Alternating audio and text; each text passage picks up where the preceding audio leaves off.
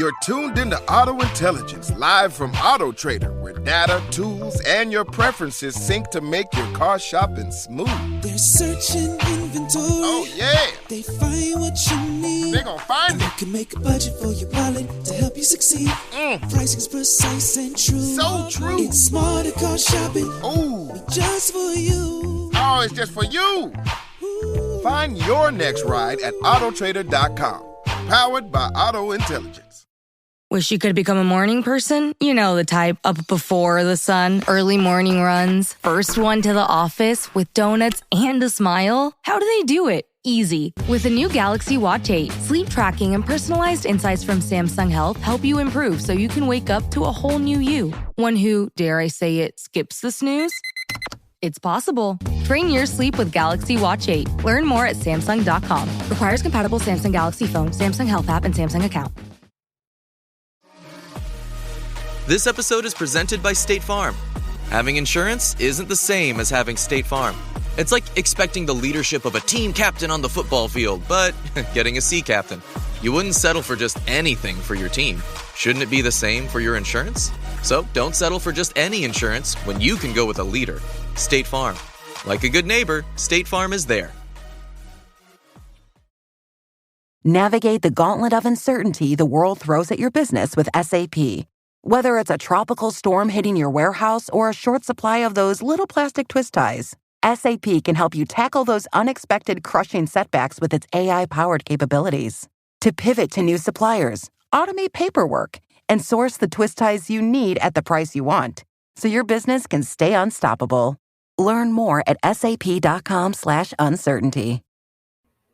And welcome back to the Skating Penguin Network, everyone. It is the evening of September the 28th. It is a Sunday evening, so you'll be listening to this to get your week started on Monday, a rare Sunday recording from us out of the season. But we are here. We are back. It is Robbie, joined by Snail. Want to touch on what happened in Pittsburgh on Saturday night in the Marc-Andre Fleury farewell game. But before we do that, I do want to remind everyone that our interview with 96 brand founder and lead CJ Gamble is out live now, that you can go and listen to it. I know it's a long episode, but a lot of really good information and hockey talk in there regarding equipment, hockey in Asia, especially Thailand, where CJ lives, the Penguins, and a whole lot of bunch in between. So the Snail set that up. So big on Snail for getting that done. CJ is a great listen and a great interview. We've talked to him before, but go listen to that. So with that out of the way, Snail is here again. And as we kind of joked on our CJ interview episode, we kind of start every episode with like a little meteorology update. So Snail, I'll toss it over to you in Seattle. I know that you said earlier when we recorded last week that it was fall out there. And I know it's a big time for Seattle right now. The Mariners are playoff bound. Cal Raleigh, big dumper, big season. So what is how is the weather out there, and what is the excitement level surrounding the Mariners out there right now? Yeah. So first of all, Robbie, the weather is impeccable. It's cloudy in the mornings and it's crisp and cool. And then it heats up just enough to where you can take your sweatshirt off and really be comfortable outside. God, it's been so long since it's been comfortable to be outside. Yeah. You know, we can all embrace a little heat here and there, a little sunshine, but by the time the 1st of September comes around, we're all wanting to, I love Seinfeld, to quote George Costanza, I'm ready to shift into soup mode. I'm all ready to shift into soup mode. I love soup. Oh, I could shift into soup season on the drop of a dime, but we're here right now. I actually have been noticing, I think I touched on it with CJ, leaves are falling. The leaves, I'm starting to see some foliage changing. It's my favorite time of year, Robbie. And actually the Mariners are quite opposite of the weather right now, because the Mariners have been red hot. Yeah, they have been. I actually went to a game, it's probably about 2 weeks ago. And had you heard about the Etsy witches? Yeah, I have heard about the Etsy witches. I actually had to look it up at what it was. And that's a real thing. I looked it up on Etsy, and you can hire quote unquote witches to, I guess, cast a spell or however that works. But I have heard of the Etsy Witches, yes. So I had gone to the game that was just a few games after their heater began, and there were a lot of people wearing witches hats, and I had no idea really about the lore, and then I learned about it. And yeah, the Mariners have just been red hot since this exchange that happened with the Etsy Witches. So we're shifting into the fall. Spooky season is just around the corner. It's a couple of days till October. The Mariners got the second seed in the AL. Or is it? You know what? I'm so bad with this.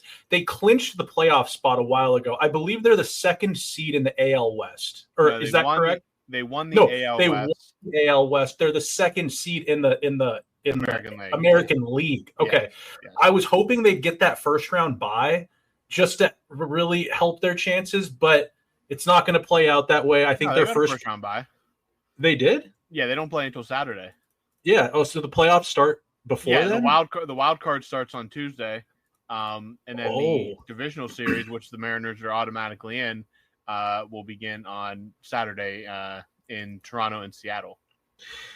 So the second that my buddy was talking about, he's like, you trying to maybe go watch a game? And, I've been so pessimistic. It's been so easy as a Seattle native to be pessimistic. Like, no matter, I actually screenshotted a text. This is my attitude towards the Mariners. They're going to fall apart in August. Well, the Etsy Witches came around at about end of August, and things did not go that way. And so I guess I got to eat crow a little bit, but as a Mariners, I don't want to even say fan right now. I just want to be like, as a Seattleite, I'm still hesitant to be excited. I'm like, oh my God, they're playing on Saturday. I'm like, now I'm nervous, really nervous. Like, the Mariners have a hell of a roster right now. Everyone's kind of pulling their weight. Cal Raleigh and there's another dude on their team who's like about to eclipse 50 home runs. Like, it could be the first time since Mantle and Maris that the two people on the same team have 50 plus home runs. Yep. They're a wagon right now, but I still don't feel comfortable. I still don't feel safe. So that's where I'm kind of at with it. I know that, throwing it back to you and over in Pittsburgh, I guess, enlighten us on how the weather is over there. But Paul Skeens finished the season with the lowest ERA, I believe. Yeah, he finished with under a 2 ERA, which is pretty unheard of in the major leagues. He's probably going to be the Cy Young winner for the National League when those awards are announced in November. But weather-wise, we are like in a weird mix of fall and Indian summer. If you know what Indian summer is when it like gets cold and then it just randomly gets like a few days of not summer weather. The humidity's not quite there, but maybe touching 80. We've had a few of those days. No. Yeah. 80. I don't like that. No, like tomorrow's supposed to be 78. But then this weekend's supposed to get all the way down to the 60s. So very turbulent kind of weather after about a month of like just consistent weather. So yeah, I don't know what's going on exactly with the jet stream or whatever forces are in play there, but it's been a really weird like roller coaster of cool and warmer weather. So, but it's definitely fall. Leaves are falling here as well. Leaves are turning colors. Even when it's on the warmer days, it still has that smell of fall in the air now. Just that scent that fall gives off. It's definitely. I love that scent. Definitely here. So I'm not going to complain about it or anything, but no. And with that scent of fall, can only mean one thing. And that's hockey. Typically does. Yep. Yeah. It means hockey's right around the corner. That means all of a sudden the sun's going to go down a little bit earlier, earlier. Now, yeah. It's already going down earlier. It's just going to get earlier and earlier every day. But yeah, training camps have started. Preseason hockey is back. And maybe the biggest preseason hockey game in NHL history. I don't know what else could have happened somewhere along the line that would have made it any bigger. But arguably, just to be contrarian, like maybe like one of Sid or Connor McDavid's first preseason games. Yeah, maybe. But like maybe that's like, and we're gonna that's like maybe with like bold typing, all caps, bold typing, maybe. On Saturday night, the Penguins hosted the previously announced Marc-Andre Fleury farewell game, and he was at practice on Friday. with the Penguins. And for this game on Saturday, they trotted out pretty much a regular roster for this game. Who would be the person that's probably not on the roster that was on it? Was it maybe Ben Kindle? Kindle's not going to make the opening night roster. He's been impressive though. He has. He's been really. But they've just got a lot of bodies. They got a lot of veterans. I would like to see that Ben Kindle kid get a shot, but I looked at that roster and I said, you know what? It's probably Ben Kindle that's not going to make it to the opening night roster. Unfortunately, I like the way that kid plays, though. Let me see. Just going over it real quick. Whoever Raphael Harvey Pinard, I'm going to say he's not on the opening night roster. Oh, yeah. You're not. I thought he's been noticeable. Not great, but noticeable. He has. Kindle definitely. And then other than that, Finn Harding, I'm going to say, is probably not on the opening night roster. Don't know the guy. Sorry. Yeah, he's and not then making it. Defenseman. And then I don't think, though, I mean, depending on how to play, with Blomqvist out, I don't see Murashov being on the opening night roster. I think it's going to be Shelovs. He looks so good, though. He looks like $1 million. Like, he looks, every time I see him, I'm more and more impressed. There's nothing, I know it's just the preseason, everything with a grain of salt, but everything he does is so fluid and fundamental, and just he just looks the part so well that it's really hard not to be super excited about it. I think he's our top prospect. Yeah, I mean, he's easily the top goalie prospect right now. I think if you're looking, given how important the goalie position is, I think you could easily put him in the top 5 Penguins prospects just based on how important that position is and how bad the Penguins have struggled to find a solid foundation there. Basically since Fleury left. Yeah, really. But if you look at, everything he does just looks professional, just looks so smooth. He's talented. That's the thing too, because he made a lot of unorthodox saves, and we'll get into the game. But just because we're on Murashov right now, he made so many unorthodox saves that you're like, that's stuff that that's something that what's a good goalie, not a great goalie? Who's out there? Give me a guy. A good goalie, but not a great goalie. Yeah, who's I'll go. I'd say Merzlikins falls into that. Sure, Merzlik. I mean, dude, this guy's making saves in a preseason game that Merzlikins, Jari. God, who else is? Markstrom is not. He's not a superstar to me. No, Markstrom's a good choice. He's a good this guy's making. He's going post to post explosively. He's really skinny. A guy like Grubauer. Grubauer, sure. He kind of shit the bed out here in Seattle. He might be kind of on the bad side now. Who's the guy in LA?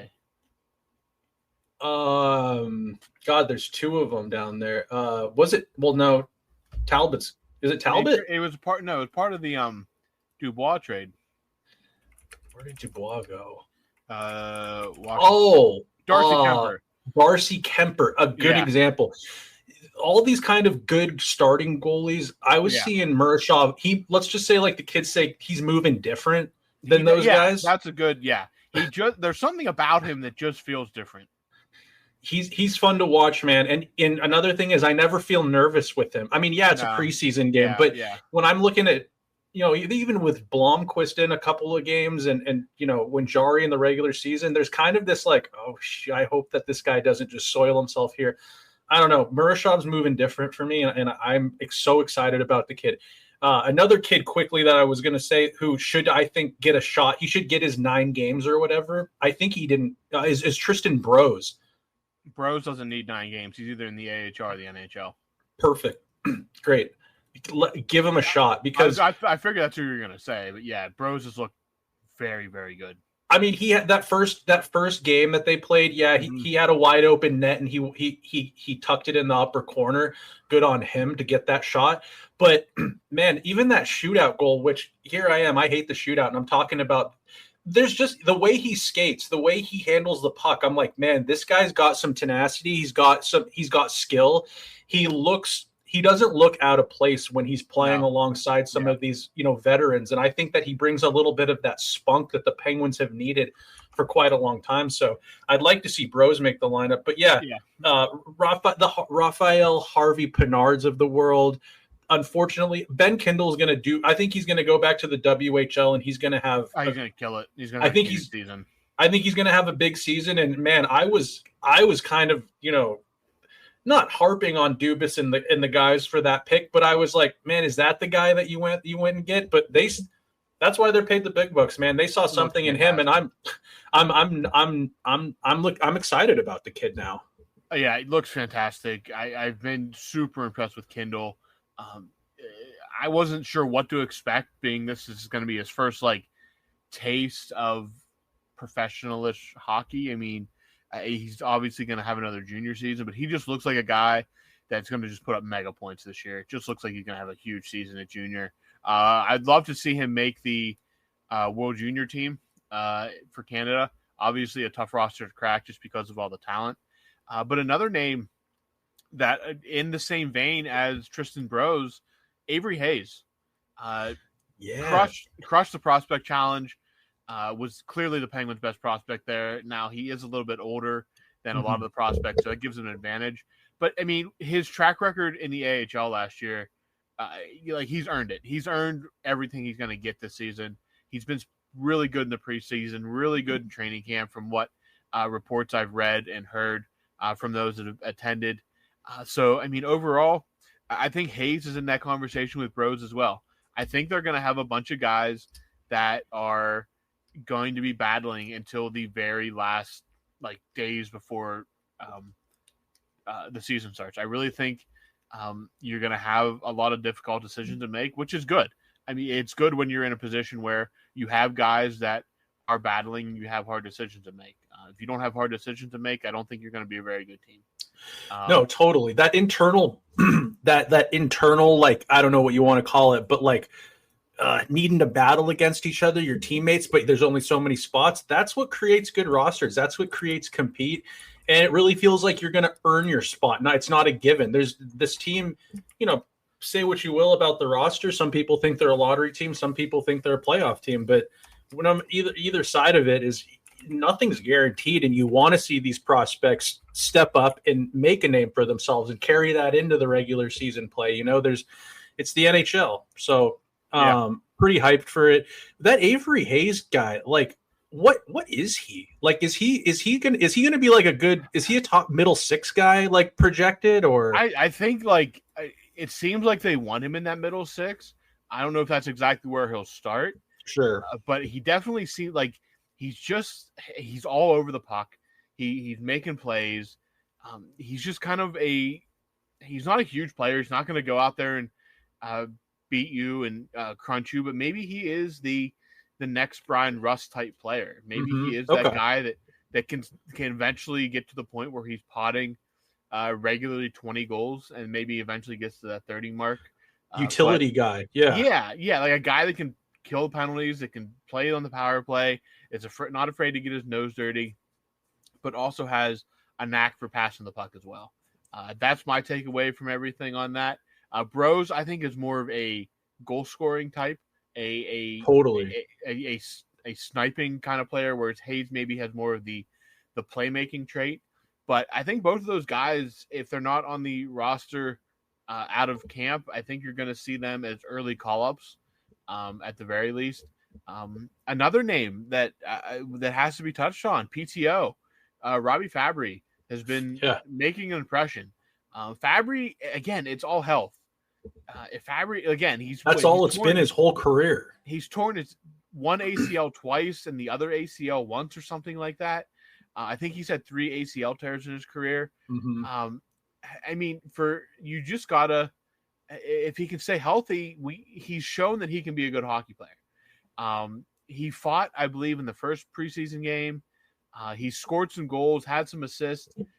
So another strong impression guy that I think is going to be in that conversation come the first week of October. I think Robbie Fabry is a guy you keep around. I don't think he's someone. I think you sign him. And maybe he's a guy if it doesn't work out, like the season doesn't work the way you go, maybe he's a guy you trade if he has a good season. Exactly. Like, I don't see it down. I think he was a really savvy pickup for Dubas. Because like you said, a PTO is very harmless. It's, you're not committing a ton to him, but I mean, he's got this reputation of being a skilled, good player. Like, God, my TV just turned on for some reason. Yeah, he's got a reputation for, he came into the league as a highly touted prospect. I think we touched on that already. And the only thing that's ever been a doubt with this guy is health. Like you said, he's torn. His knees are held together by toothpicks and Play-Doh. Like, it's unfortunate. But yeah, if he has a good year, someone will sniff on him. You know what I mean? Yeah, absolutely. Someone will. There's a ghost in my house, man. My TV keeps turning on by itself. That is super freaky. Yeah, it'll be interesting to see, man, with Robbie Fabry. He's a guy I think you keep around and whatnot. So other than that, who I actually think who I'm really excited about, who will be on the roster is oh my God, it happened again. This is insane. I'm just turning the volume down. Okay, so we talked about guys that aren't going to be on the roster. Let me get back on my train of thought here. Dude, that line in the Fleury game of Brazeau, Mantha, and Malkin, I mean, where was this like 5 years ago? Because they're going to be a tough line to play against. That's a bunch of big bodies to deal with. Malkin's a bully. Mantha, he can play with a chip on his shoulder. He's not a dirty player, but he can use his size a bit. And that Brazeau, I mean, he was in Boston and Minnesota, kind of like third line, fourth line guy. But there were shifts that they had where I was like, and again, Columbus had their like, we haven't even gotten into this yet, but Columbus had their like kids that might not even ever see the NHL playing. And the Penguins dressed basically like what would be like almost game one of the playoffs, like lineup. But that line was dominant, man. And I'm excited to see more out of them.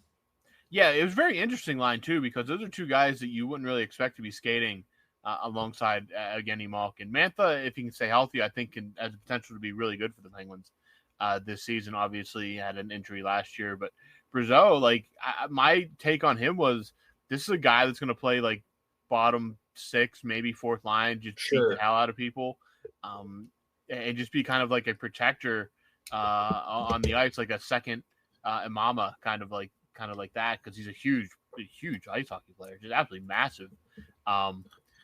It was like Mantha's 6'3", Brazeau 6'5", and Malkin, who's what, 6'1", 6'2"? Malkin's 6'5". Malkin's 6'5". So 6'5", Brazeau 6'6", and who was the Anthony Mantha is 6'5" too. So wow, the average I got bad info was on like that. 6'5" and a half. It's like your average height on that line. So that's an NBA team. That is. I mean, that is a very. Those are three guys that could dunk. Playing ice hockey.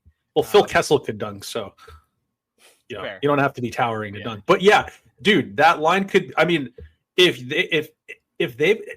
they've got a burr in their saddle, man, good luck containing them. Malkin, he's 100 years old, but he's still got game. God, what do you want to get into next? Because I got a lot of thoughts. I like.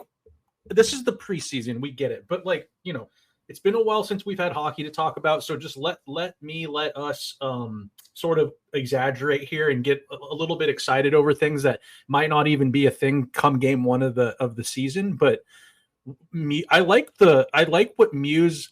I can see the Muse effect already. The Dan Muse effect might be the baldest coaching tandem in the league between him and Bonino. But dude, I saw, and we can get into this later on too, but like I saw Graves took a lot of penalties. Wow. I mean, there's been a message sent. I mean, there was a lot of hard finish checks. It's been a long time since we've seen that. And it's something that's always driven me nuts. I think that this move with moving on from Sullivan, Dan Muse is a Boston guy too. Dan Muse wants to win games. Dan Muse wants to win a cup. I don't understand why the physicality evaporated. And in this preseason, you can tell if you're not finishing checks and hard on the forecheck, hitting guys, moving guys off pucks, I mean, there's going to be a guy in this lineup who will do it. That's obviously an internal message from Dan Muse. I'm extremely excited about it. Yeah, I'm really interested to see his system in regular season action, like fully working with the A lineup, with the guys who are going to be there on opening night. I think within here, like these next few games here to wrap up the preseason, we'll get a better look at guys that we expect to be playing on opening night, seeing how this all works all together. Because again, we've been so used to that Mike Sullivan system for almost a decade. Like, it's really weird to think that we're going into the season with a brand new head coach, with a fresh slate on everything. And maybe it's good that expectations are low. Maybe that is a good way, especially on a guy like Muse, who is dipping his toes in the water as an NHL head coach for the first time.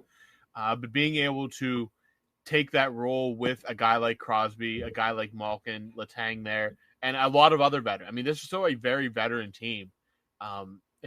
Even a new guy like Mantha coming in. Brazeau's been around the league. A lot of veterans. Matt Dumba, another name, another veteran.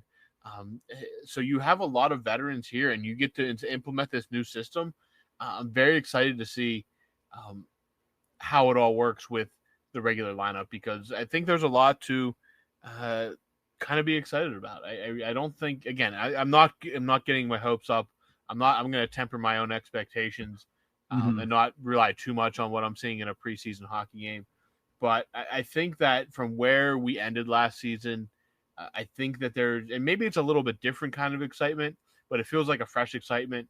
Maybe we're not looking at a playoff team, but a team that's finally looking toward the future, and a new system, a fresh look, a fresh slate, some new faces, some exciting faces, and then obviously the young guys that are going to be working their way in throughout the year. I'm feeling really good right now. Yeah, you know what, Robbie? I think we could sum it up that it's a veteran team, like you said, a lot of the same faces, but it feels different. Like already, it feels very, very different. Yeah, it feels different, but a good different. I'm not super worried. You know, this doesn't feel like a team that's tanking for McKenna anymore. It really doesn't. Again, on this lineup on paper, it's not even close to a bottom 5 team as of right now. There's no. Unless the goaltending would have to be almost like ECHL guys. I mean, yeah, I don't know. I have so much. It's Jari. Like, I hate to. That's not the. Fair. I haven't even seen him in a preseason game, and it's Jari that is, unfortunately, and that's not us harping on him. It's just simply what we've seen the last few seasons. It's the defense too. Like, the defense has been. There's been a lot of emphasis on puck moving and offense, not a ton on defending. I mean, that's just what this team has been. It's a fresh coach in there. It feels different. They added another veteran in Dumba, but they've got Jack St. Ivany. They've got Ryan Shea. It's still a logjam all over the place. So I'm going to be interested to see how it plays out. But I mean, yeah, it's just like a new excitement. It's a new excitement. Yeah, the expectations obviously not like it was even 5 years ago. Like, oh man, we can win the cup. That excitement is definitely different than this excitement. Yeah. But I'm glad that we're going to be seeing guys like Billy Koivunen and Tristan Brose, Avery Hayes. Going to be excited, like even keeping a closer eye on the junior ranks. What's Ben Kindle doing? What is Bill Zonin doing? Will Horkoff at the collegiate level? I'm very excited for all that. And I think we've gotten a good taste of that so far through training camp and preseason hockey. As a scientist, I can tell you that Sundays are only 24 hours long. But with NFL Sunday Ticket and YouTube TV, you get every game every Sunday all in one place. That's upwards of 30 hours of NFL in one day. How can there be 30 hours in 24 hours, you ask? I have a theory. Magic. New users get NFL Sunday Ticket for 8 payments of $34.50 per month. Sign up at NFLSundayTicket.com. Local and national games on YouTube TV. NFL Sunday Ticket for out-of-market games excludes digital-only games and commercial use. Terms and embargoes apply. Availability varies. Vitamin Water Zero Sugar has great taste, zero BS, and obviously zero sugar. For those with zero room in their calendar. Zero patience for slow walkers. those who get 0 hours of sleep on a Saturday night. Have zero filter, zero given, and zero interest in grabbing a plain, boring water. Grab a delicious vitamin water, zero sugar today. Does it ever feel like you're a marketing professional just speaking into the void? But with LinkedIn ads, you can know you're reaching the right decision makers, a network of 130 million of them, in fact. You can even target buyers by job title, industry, company, seniority, skills, and did I say job title? See how you can avoid the void and reach the right buyers with LinkedIn ads. Spend $250 on your first campaign and get a free $250 credit for the next one. Get started at linkedin.com/campaign. Terms and conditions apply. Hey, it's Paris. You know I love sparkly things, right? Like stars. Duh. And thanks to Hilton and AutoCamp, I just slept under them. Picture me, serving looks by the fire outside my luxurious Airstream, making s'mores with the kids, while a national park is our backdrop. The great outdoors meets Hilton hospitality. That's hot. Explore all the new ways to stay at Hilton.com. Hilton for the stay. I was really excited to see Rutger McGroarty and see the growth and the steps that he'd made since last year. And man, it's a who knows when he'll be back. There is no timetable. Did they come out with any sort of details on the injury? I'm sure they haven't, but is it still just an undisclosed upper body injury and he's out indefinitely? As far as I know, as far as what Kyle Dubas said, no surgery. Yeah, no surgery from what I understand. Man, a guy like that missing camp, that's going to be. I've seen this story. This is the Leonardo DiCaprio like this. I've seen this before. When you don't hit the ground running, what player ever does it doesn't like? What player doesn't have a hard time getting up to gear? I can't think of one. Like, maybe Connor McDavid, or Sidney Crosby at one point with the concussions, but when Rutger comes back, do you expect him to go back to the AHL and kind of get a training camp in down there? Or is Rutger guaranteed a roster spot? If he is on the shelf to start the season, I think that when he's healthy, I think he's going to start in the AHL. You got to get your legs at least somewhat conditioned, and that would be a good place to start. So that's my guess is he would start in the AHL. Fair. Yeah, I think that's probably the safest bet, but I'm disappointed, not in the kid, but I'm disappointed that happened. It's just I completely agree with that. It's just frustrating. Absolutely. Totally agree with that.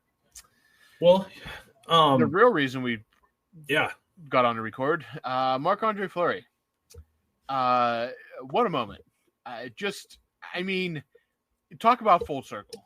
You see sometimes with that 1-day contract stuff, it just feels like a forced, like, okay, he started here, he's going to end here, technically end his career as a X team, whatever the player.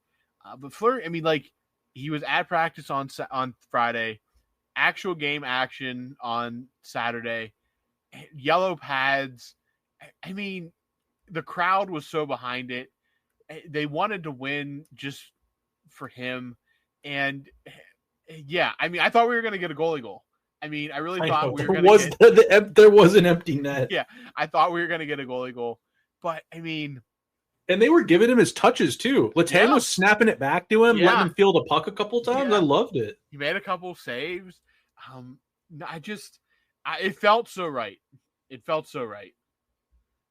Oh, 100%. I can't think of a better send-off other than, what's his name? The guy who won the cup in Colorado from Boston, the defenseman. Oh, Raymond Bourque. That's a picture book ending to a career. This is close. And it just the full circle with how old he is. He was done. But coming back in front of the team that drafted him, in front of the organization and fans that where he was drafted, just the way he played too, he's such a veteran. He got in there, he was making saves. I was hoping to see a 2-pad stack, old school Fleury save, but we didn't really get that. He was getting his touches. He was so entertaining. I'm glad that they really had a lot of the focus on him because it was a preseason game. This was really a lot more about Fleury. They had him mic'd up. They were interviewing him. They had some touching words from his former teammates and current teammates. He was up to his old tricks, pranking everyone he could. His son got in on some of the pranking. Like it was the full Fleury experience, and it couldn't have been a better send off. I was really he put up a shutout for the period that he played in. They didn't even need to do the shootout. I hate that they do this shootout thing when they don't need to. And then they got one by him there, but congrats to the kid. You got one on Fleury in preseason. Yeah. No one else can say that on that team, I guess, for that game in this situation. So just, I don't know, awesome stuff. And what a great way with the kind of turmoil around the team and sort of the unknowns coming into the season. Just what a great way to erase all that and just be like, dude, this is crazy. Yeah. Fleury's in net. Who cares? Yeah, that was it was like visually, like, it's happening and you're prepared for it. They told you when he was going to play, and it's still just such like this is really happening kind of thing. Like when he left in 2017, you think that that's it. That's the final chapter. And he finally got to kind of just sign off in the perfect way. Crowd was into it. A lot of love for Fleury. Obviously, like the town never stopped loving Fleury. It's just it was a final just goodbye to the place that meant so much. It was so fitting. I'm so happy he got it. I'm so happy the fans got it. The hug at the end with Malkin, Crosby, and Letang while the rest of the team held back. It was so fitting. And it's sad in a way because we know what it means in the long term for the other three of that group. Mm-hmm. But I mean, that's also reality as well. And it's just, it's sad. But at the end of the day, I'm glad it happened. I enjoyed it immensely. I thought it was fantastically well done. And as sad as it is, it's still great to go back and reflect on just how accomplished that group is as a tandem. Just insane. Not to sound petty, but all I could think about at certain points was, with revisionist history, wouldn't that be so cool to go back and just flip Murray for a haul? You could have flipped Murray for a haul back in 2017, and then you could have flipped Jari for a pretty good haul because they were high on him at one point, and you just stick it out with Fleury and maybe, I don't know, win another cup, maybe at least prolong the playoff contention, and you go out and you grab Shelovs, or you go out and you've got like their revisionist history sucks, and that's why it's hard. But I'm like thinking like, if I could go back in time, I'd be calling people being like, what do you think of this Murray guy? Because Murray's barely in the league at this point. I think he's like a third string for Seattle of all places. You go back, you flip him for just, people are like, oh, the young goaltender that was a part of winning 2 Stanley Cups ending his rookie year. He'd won 2 Stanley Cups. Yeah. You could flip him for something that rejuvenizes the organization a bit. Then you flip Jari. You just stick it out with the Smith or something until Murashov or Blomqvist were ready. I don't know. It's silly stuff to talk about, but my Chell brain was kicking in. It's like, if I could go back and fire up NHL 2017, guess who I'm flipping for? Jamie Benn or something. I don't know.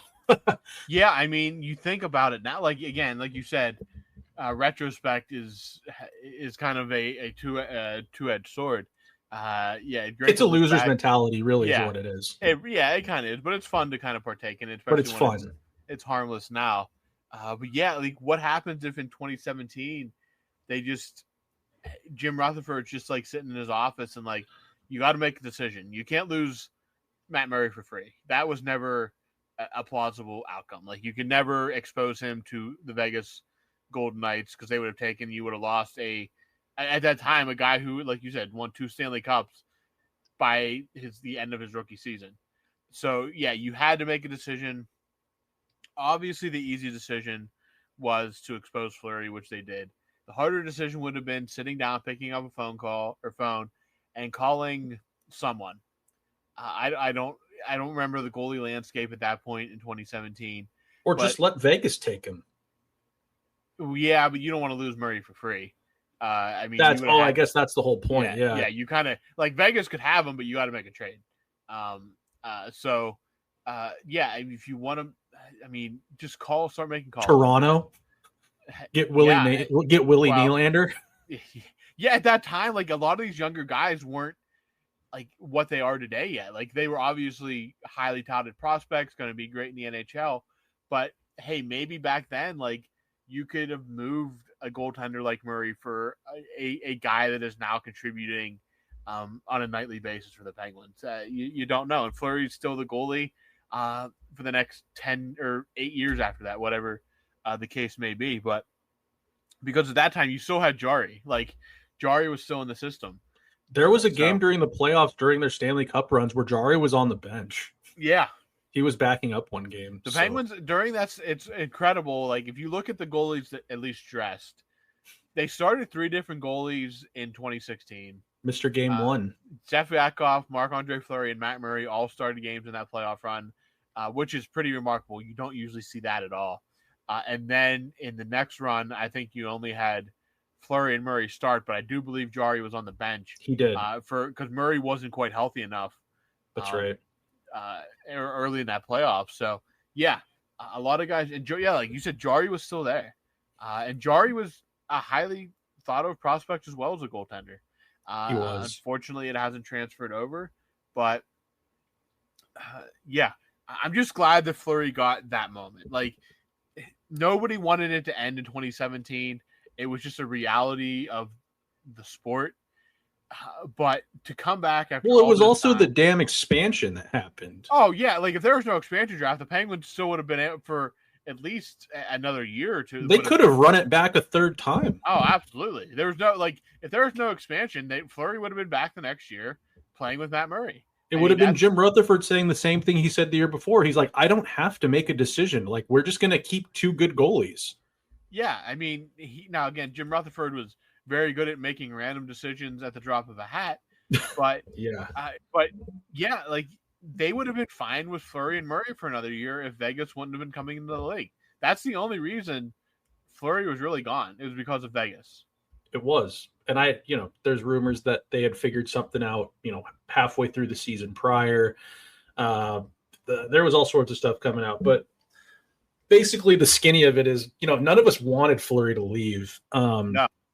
And I think people were kind of shocked when he was the one that got exposed out of, you wonder with Jimmy Rutherford, would he have tried to pull the wool over the eyes of the Vegas Golden Knights and try to expose, I don't know.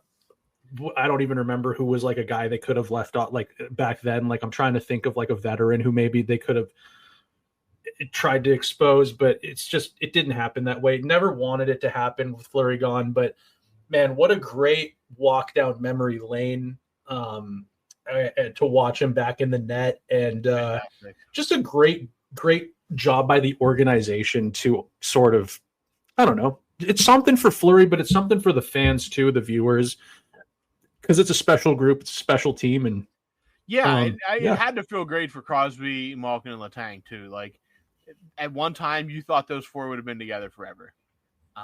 Unfortunately, it didn't work out that way, as we know.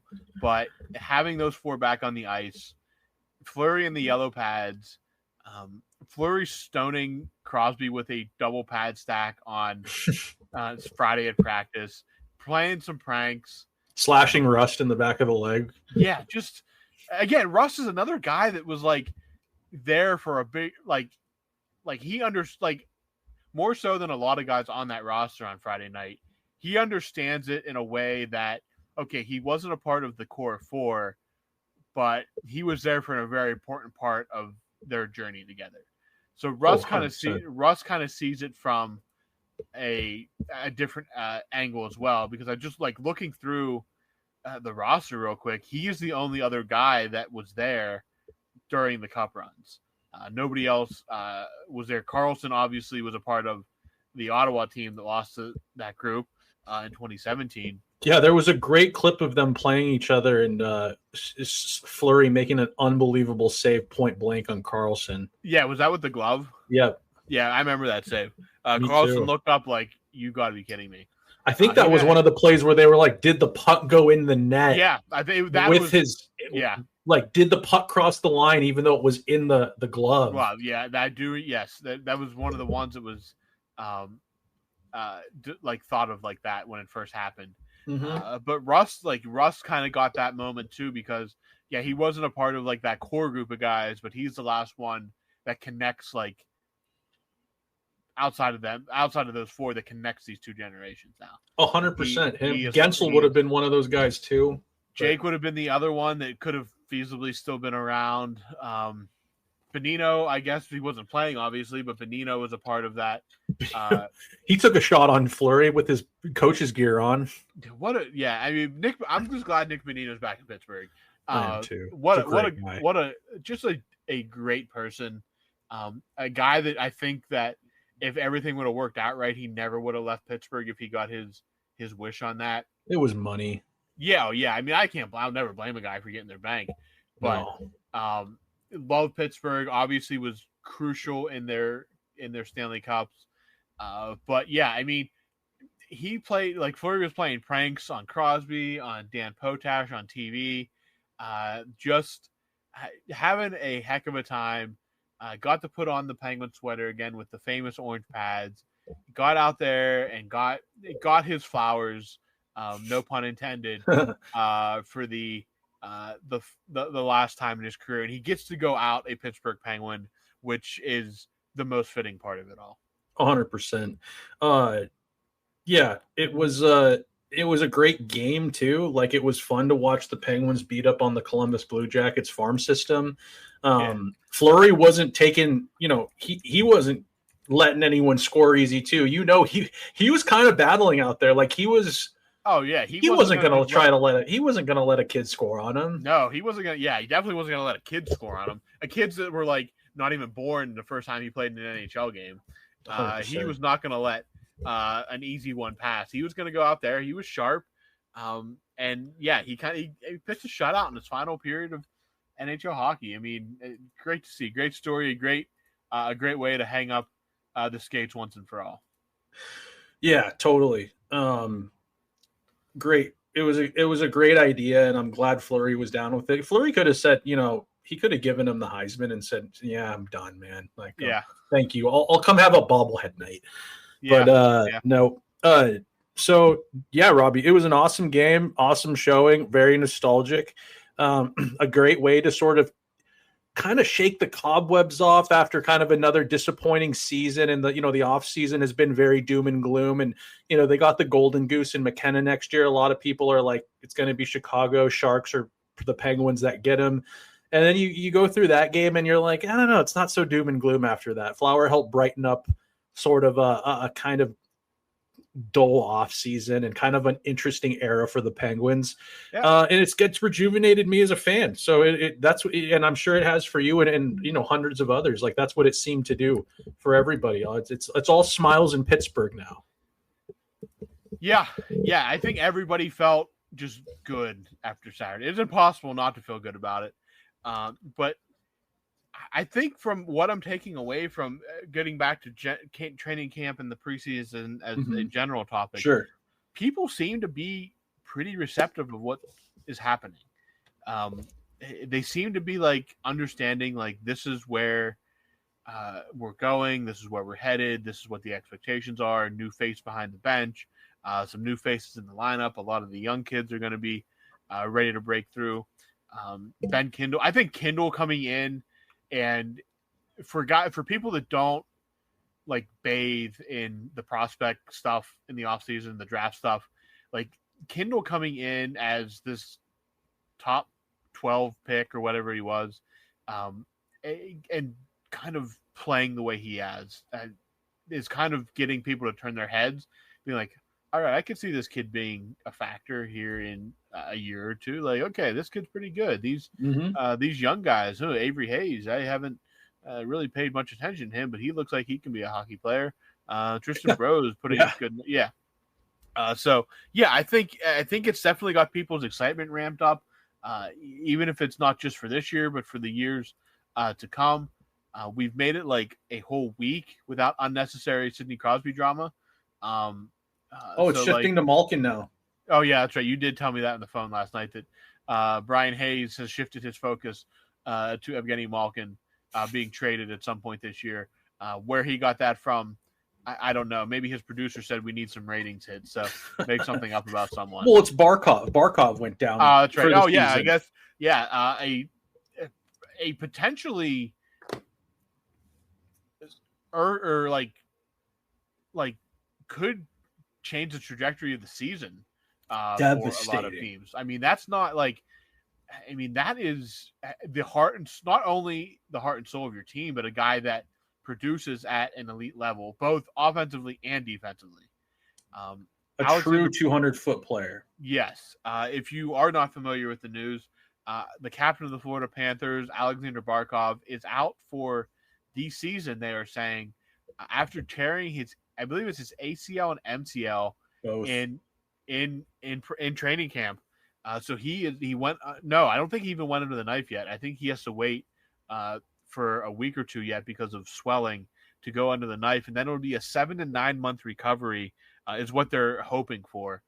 So with unless they would make another deep playoff run, and he could maybe come back, I do not. It sounds like Alexander Barkov will not play in the NHL this season, and as an aside, a devastating blow for Team Finland in the Olympics because he was going to be probably their captain and probably their most important player, and he is out for that as well. So just tough news. We're not a Florida Panther podcast, obviously, but Barkov is a joy of a hockey player to watch, and really unfortunate news. And they're going to be without Tkachuk for at least December, right? December at the earliest is what it sounds like. So a uphill battle for the Panthers, though I did say last season, right now the Panthers are one of those teams that are in the spot of just get us to the playoffs, and that's where we'll do our best work. So it's going to be a little more difficult.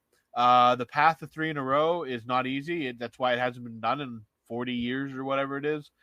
So a tough blow there. But yeah, Barkov's injury did have the Canadian hockey media asking, how do they replace Alexander Barkov in Florida?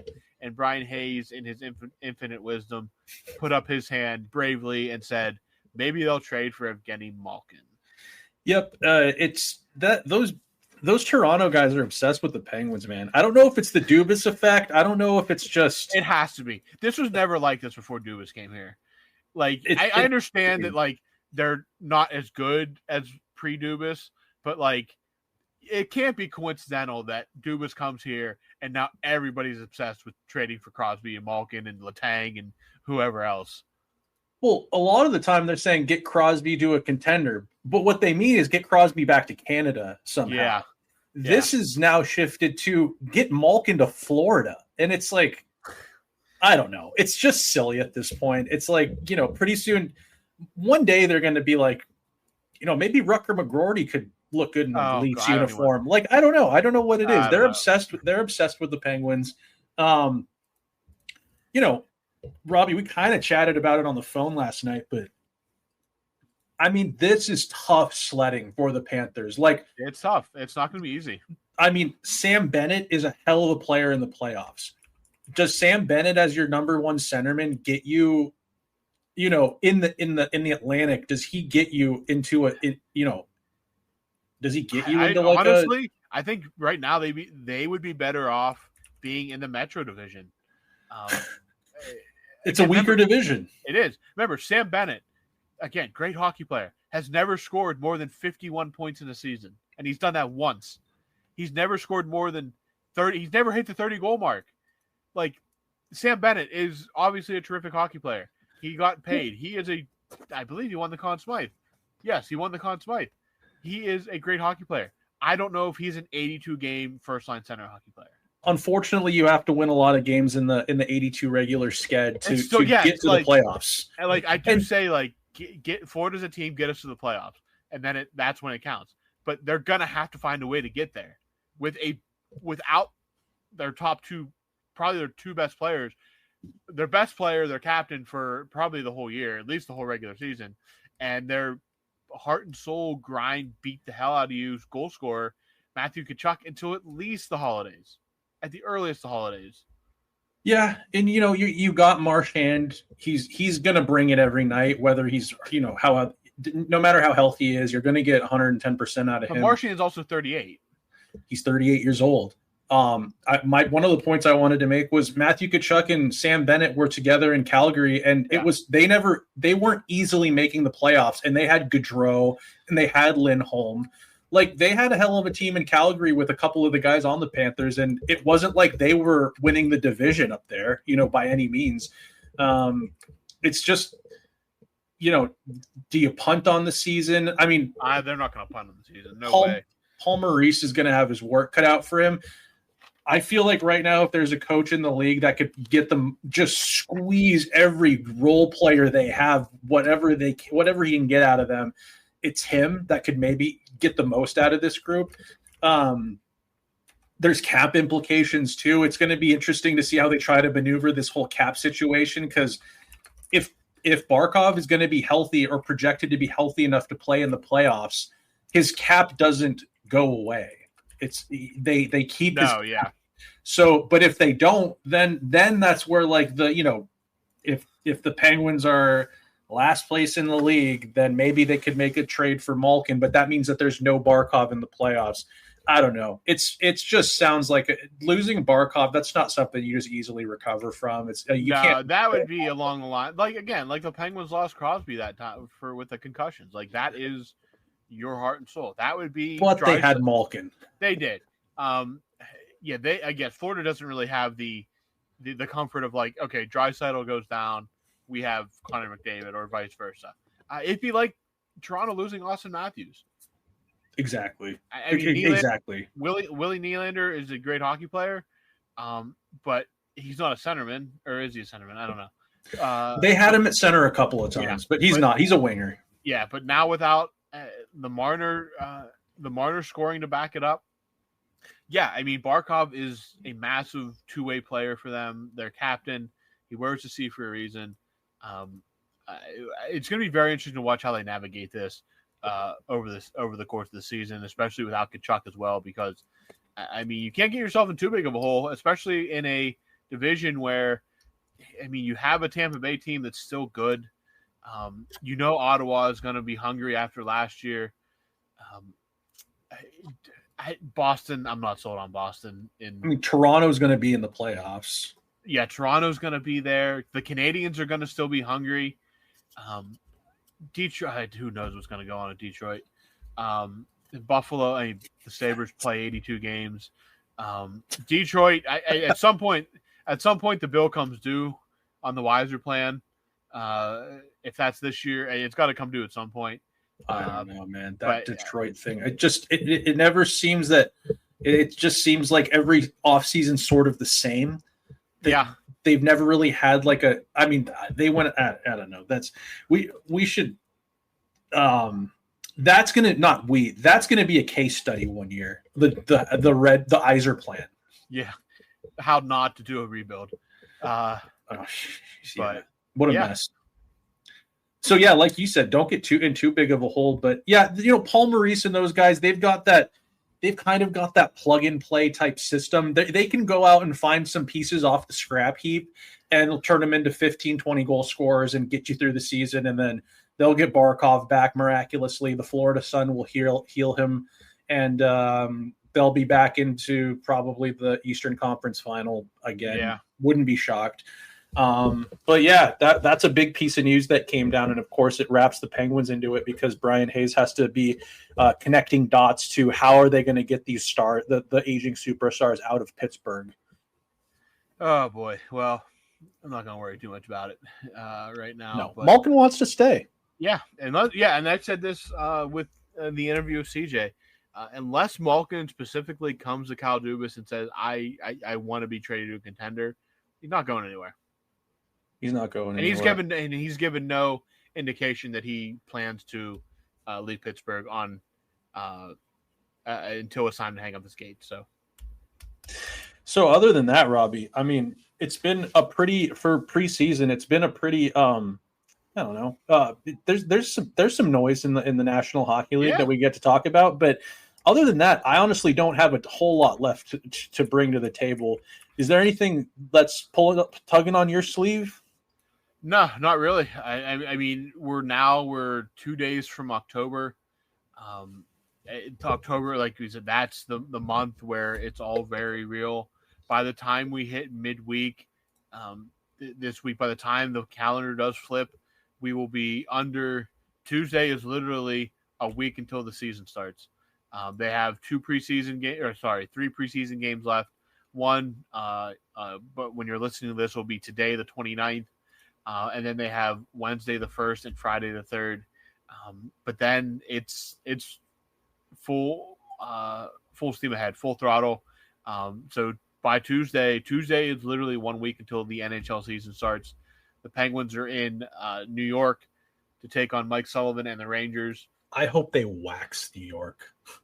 What a statement it would be to come out and beat them in Madison Square Garden on opening night. I'd love to see JT Miller's face all pissy and Mike Sullivan frowning, yelling at his guys. I would love to see it on the other foot where Shesterkin lets in a couple weak ones and Sullivan just has that look after every goal where he's just kind of like he's looking for new players on his bench. He's looking up and down and being like, is there anyone else here by chance? Yeah. And then Jari goes out and pitches a brilliant performance in the first start of the year. Pitches a shutout with a goal. Yeah, it would be fantastic. It would be a fantastic way to start the season. But yeah, it's real now, guys. The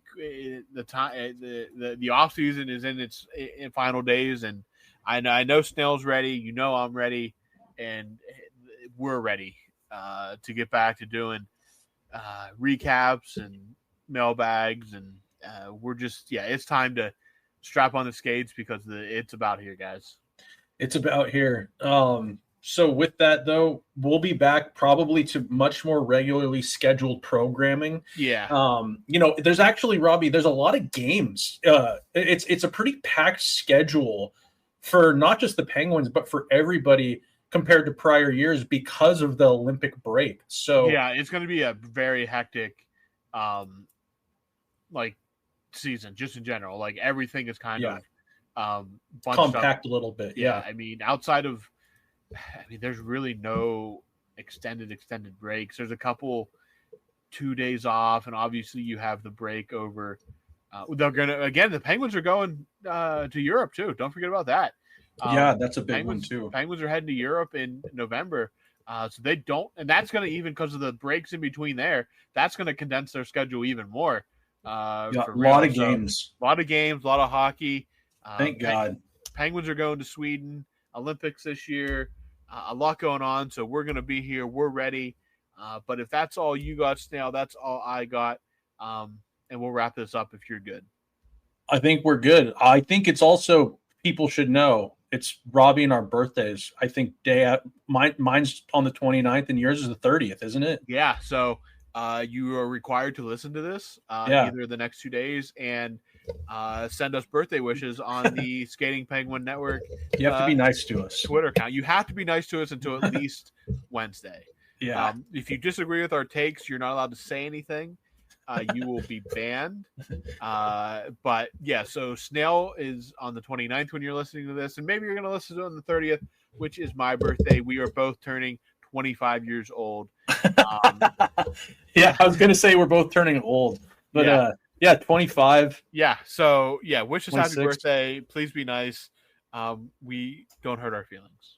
Don't hurt our feelings. It'd be really cool to be turning like 21 again. But sometimes I do wish that, but that's not how time works, unfortunately. But that's all I got, Robbie. Thanks everybody for listening. Yep. Robbie, why don't you send us off? I will send us off. So thanks for listening again, everyone. Make sure you go listen to the CJ Gamble interview episode. CJ was fantastic on that. We did get a shout out. I should say this quickly. Snell, I know you shared it on Instagram. We got a shout out from, who was it exactly that they were like, oh my gosh, we were mentioned. The Washington Widgeon, which is our roller hockey team. Yes, and that's who Snell plays for. He is wearing number 91. Fedorov. Fedorov, yes. Yep. So he just got his new uniforms for that, but they shouted us out. And we did learn from CJ that I believe the league in Cambodia that we talked about the first time we interviewed them found out that we talked about them and they thought that was the coolest thing ever. We got some listeners over there. We're worldwide a little bit.